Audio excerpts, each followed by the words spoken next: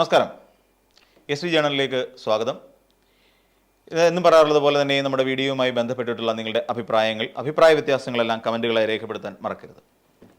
കഴിഞ്ഞ ദിവസം വളരെ ശ്രദ്ധാപൂർവം നമ്മൾ കണ്ടിരിക്കുകയായിരുന്നു നമ്മുടെ പ്രധാനമന്ത്രി നരേന്ദ്രമോദിയുടെ കേരള സന്ദർശനം, പ്രത്യേകിച്ച് തിരുവനന്തപുരം സന്ദർശനം. ചീഞ്ഞളിഞ്ഞു പോയ രണ്ട് പേരാണ് ശരിക്കും നമ്മളവിടെ ആ സമ്മേളന വേദിയിൽ നിന്ന് നമുക്ക് കാണാൻ കഴിഞ്ഞു. ചീഞ്ഞളിഞ്ഞു പോയത് എന്ന് പറയേണ്ടി വരും. ഏറ്റവും പ്രധാനിയായ ഒരാൾ മേയർ രാജേഷാണ്. അതായത് വി രാജേഷ് എന്ന് ആണ് അദ്ദേഹത്തിൻ്റെ ഔദ്യോഗിക നാമം. ഇപ്പോൾ ശരിക്കും രാജേഷായി മാറി എന്നുള്ളതാണ്. രാജേഷ് എന്നോ രായപ്പൻ എന്നോ അങ്ങനെ എന്തെങ്കിലുമൊക്കെ വിളിക്കാം അദ്ദേഹത്തെ. അങ്ങനെ ഒരു പേരിലേക്ക് ഒതുങ്ങിപ്പോയി. എന്തുകൊണ്ടാണ് അങ്ങനെ സംഭവിച്ചത്? എന്തായിരുന്നു BJP തിരുവനന്തപുരത്ത് വോട്ട് പിടിക്കുന്ന സമയത്ത് നടത്തിയ പ്രഖ്യാപനം? 45 ദിവസം, വിതിൻ 45 ഡേയ്സ് നമ്മുടെ പ്രധാനമന്ത്രി നരേന്ദ്രമോദി തിരുവനന്തപുരത്തേക്ക് എത്തും, തിരുവനന്തപുരത്തിൻ്റെ വികസന രേഖ അദ്ദേഹം അവതരിപ്പിക്കും എന്നും പറഞ്ഞു.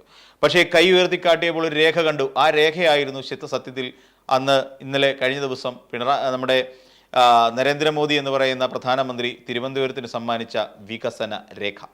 അതിനപ്പുറത്തൊരു രേഖയും അവതരിപ്പിച്ചിട്ടില്ല.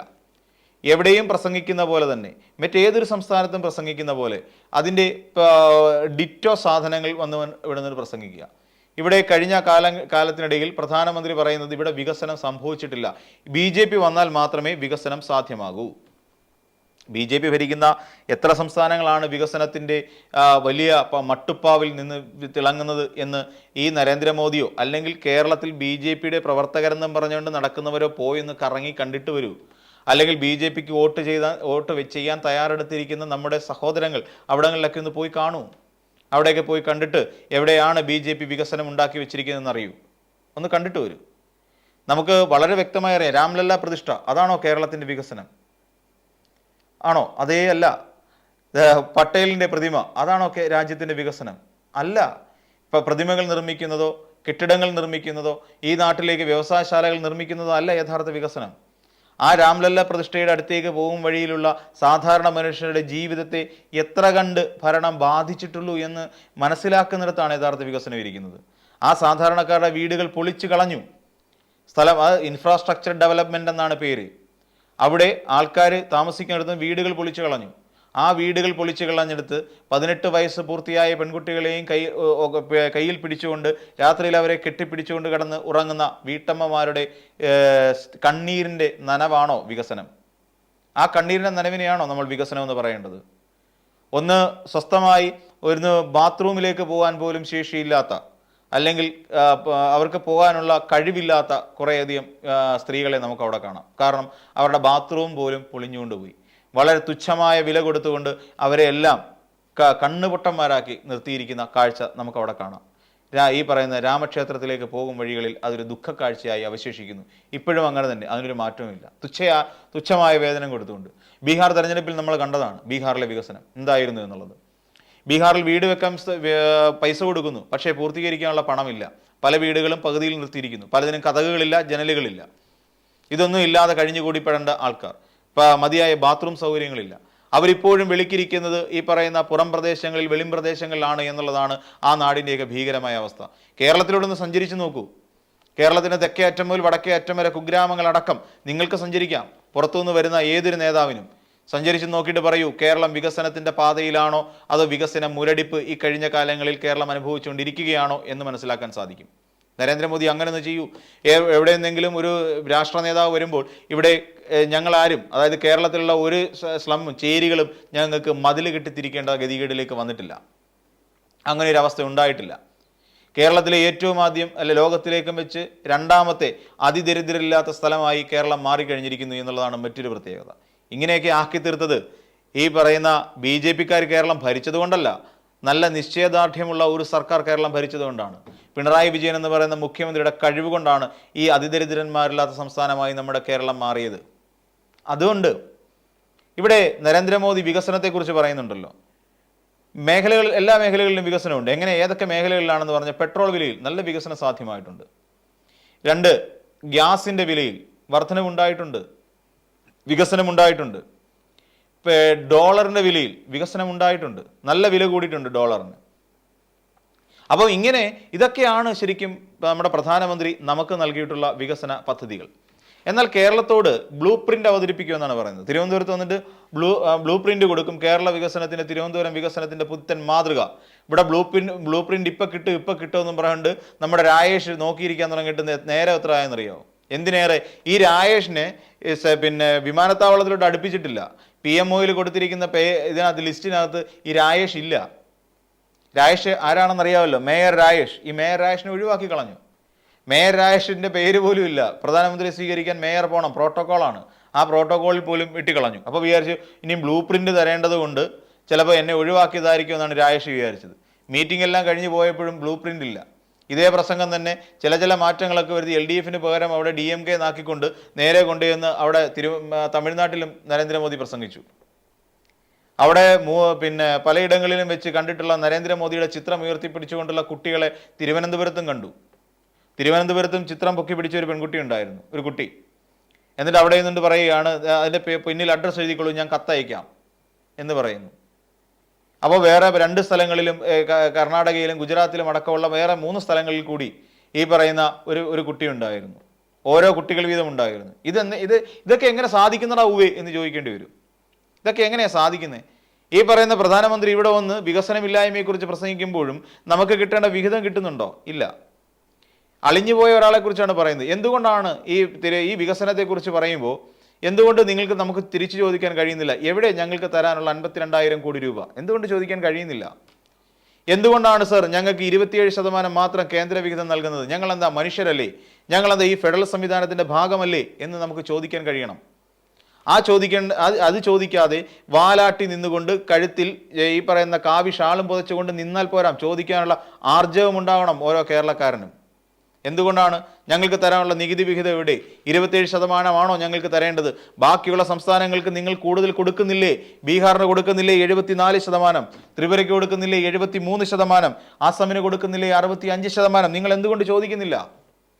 ഇതേ BJP നേതാക്കന്മാർ എന്തുകൊണ്ടാണ് ചോദിക്കാത്തത്? സർ ഞങ്ങൾ മനുഷ്യരാണ് സർ എന്ന് പറയാൻ എന്തുകൊണ്ട് കഴിയുന്നില്ല? കൊടപിടിച്ചു കൊടുക്കുകയല്ല വേണ്ടത്. സന്ദീപ് വചസ്പതിയെ പോലെ പരിഭാഷ അറിയാഞ്ഞിട്ടാണോ എന്തോന്നറിയില്ല, തെറ്റ് പറഞ്ഞ് ജനങ്ങളെ തെറ്റിദ്ധരിപ്പിക്കാൻ ശ്രമിക്കരുത്.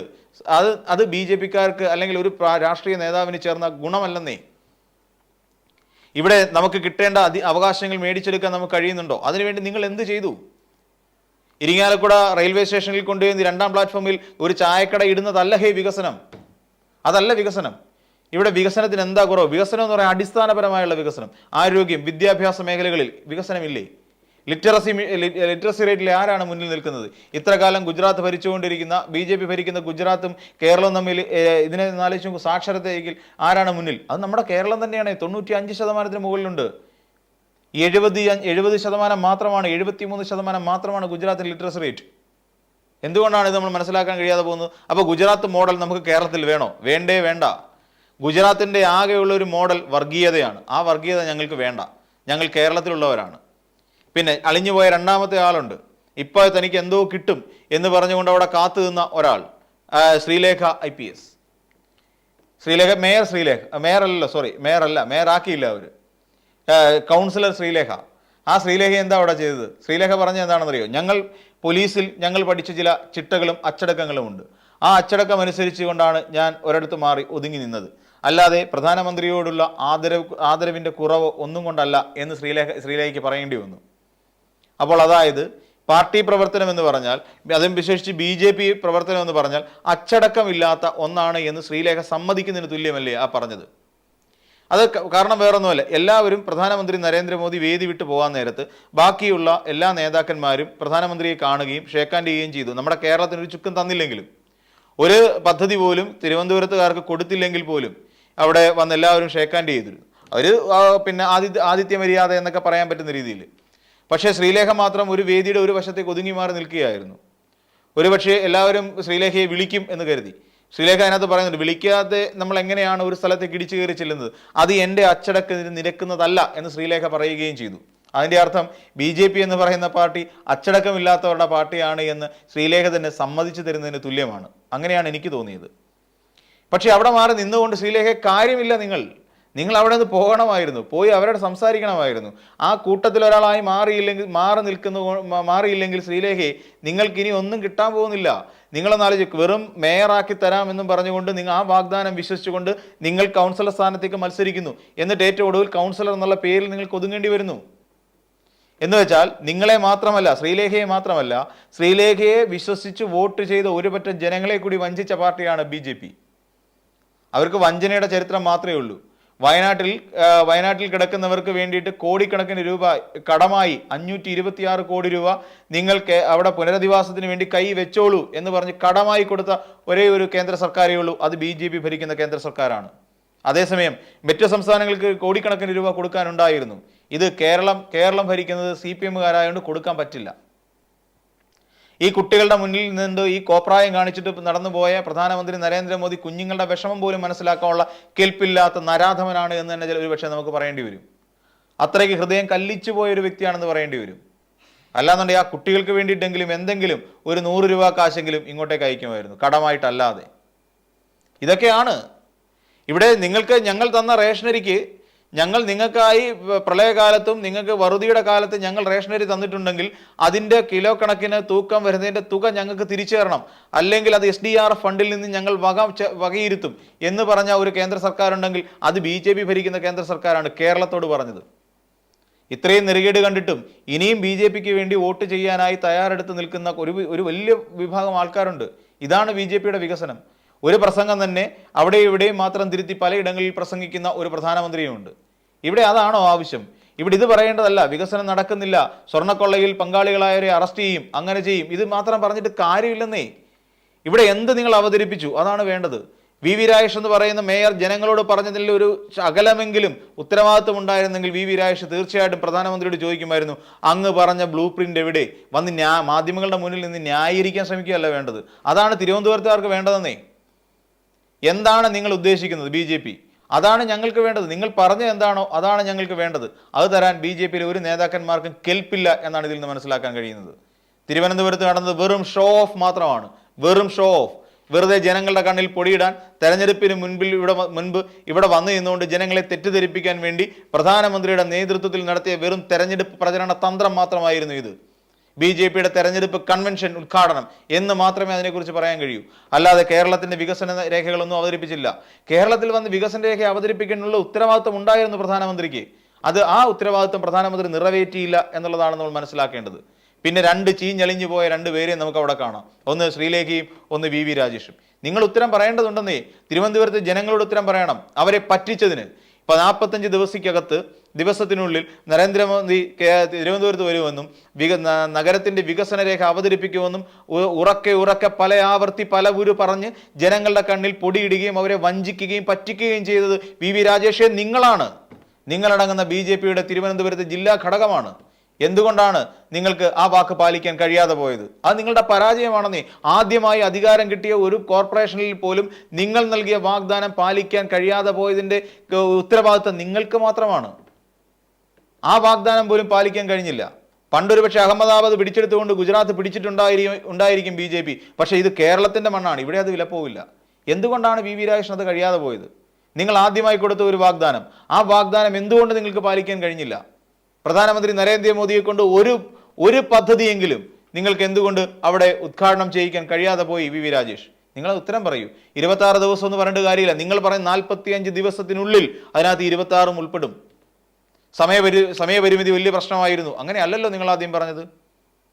നിങ്ങൾ അങ്ങനെ തെരഞ്ഞെടുപ്പിലേക്ക് ഇറങ്ങുന്നതിന് തൊട്ട് മുമ്പ്, അല്ലെങ്കിൽ അങ്ങനെ ഒരു വാഗ്ദാനം ജനങ്ങൾക്ക് കൊടുക്കുന്നതിന് മുമ്പ് നിങ്ങൾ ചിന്തിക്കണമായിരുന്നു, ഈ 45 ദിവസത്തിനുള്ളിൽ നിങ്ങൾക്ക് പ്രഖ്യാപിക്കാൻ കഴിയുന്ന പദ്ധതികളുടെ രൂപരേഖ തയ്യാറാക്കി PMOയിൽ നൽകണമായിരുന്നു. അതിനുപോലും നിങ്ങൾക്ക് കഴിഞ്ഞില്ലല്ലോ. പിന്നെ എന്താണ് ജനങ്ങളുടെ കണ്ണിൽ പൊടിയിടാൻ വേണ്ടി പച്ചയ്ക്ക് കള്ളം പറഞ്ഞുകൊണ്ട് കപട വാഗ്ദാനങ്ങളുടെ പെരുമഴയും സമ്മാനിച്ചുകൊണ്ട് ഇങ്ങനെ നടന്നു പോയിട്ട് കാര്യമൊന്നുമില്ല. ഇത് കേരളമാണെന്നേ. ഇവിടെ ജനങ്ങൾ ഇതെല്ലാം തിരിച്ചറിഞ്ഞുകൊണ്ടിരിക്കുകയാണ്. ശ്രീലേഖയ്ക്ക് നേരിടേണ്ടി വന്ന അപമാനം ഉൾപ്പെടെ, അവിടെ ശ്രീലേഖ മാത്രമാണോ അവിടെ അപമാനിക്കപ്പെട്ടത്? സുരേന്ദ്രൻ അപമാനിക്കപ്പെട്ടില്ലേ? ശോഭാ സുരേന്ദ്രൻ അപമാനിക്കപ്പെട്ടില്ലേ? പത്മജി എവിടെയായിരുന്നു? അതേസമയം മുൻനിരയിലുണ്ടായിരുന്നു സാബു എൻ ജേക്കബ്. ഇന്നലെ പെയ്ത മഴയ്ക്ക് കൊളുത്ത ഒരു തകര അവിടെ ഉണ്ടായിരുന്നു അല്ലെ? അങ്ങനെ എത്ര വേറെ പിന്നെ ഈ പറയുന്ന കേരളത്തിലെ ഏറ്റവും വലിയ കള്ളൻ എന്ന് ഖ്യാതി നേടിയ വെള്ളാപ്പള്ളി നടേശന്റെ മകൻ അവിടെ ഉണ്ടായിരുന്നു, തുഷാർ വെള്ളാപ്പള്ളി. എന്നിട്ടും എന്ത് പല നേതാക്കന്മാരും ഇല്ലാതെ പോയത്? ഗ്രൂപ്പിസം അതും തഴച്ച് വളർന്നുകൊണ്ടിരിക്കുന്നത് വെളിവാക്കി തന്ന ഒരു സമ്മേളനം തന്നെയായിരുന്നു കഴിഞ്ഞ ദിവസം തിരുവനന്തപുരത്താണെന്ന് പറയാതിരിക്കാൻ കഴിയില്ല. അപ്പോൾ BJP അധികാരം കിട്ടിയാലും കിട്ടിയില്ലെങ്കിലും BJP ജനങ്ങളെ പറഞ്ഞ് പറ്റിക്കുന്ന കാര്യത്തിൽ അതിവിദഗ്ധന്മാരും മിടുമിടുക്കന്മാരുമാണ് എന്ന് ഇന്നലത്തെ നരേന്ദ്രമോദിയുടെ വരവോടുകൂടി വീണ്ടും ഒരിക്കൽ കൂടി തെളിഞ്ഞിരിക്കുകയാണ്. അപ്പോൾ മറ്റൊരു വീഡിയോയുമായി നമുക്ക് വീണ്ടും കാണാം.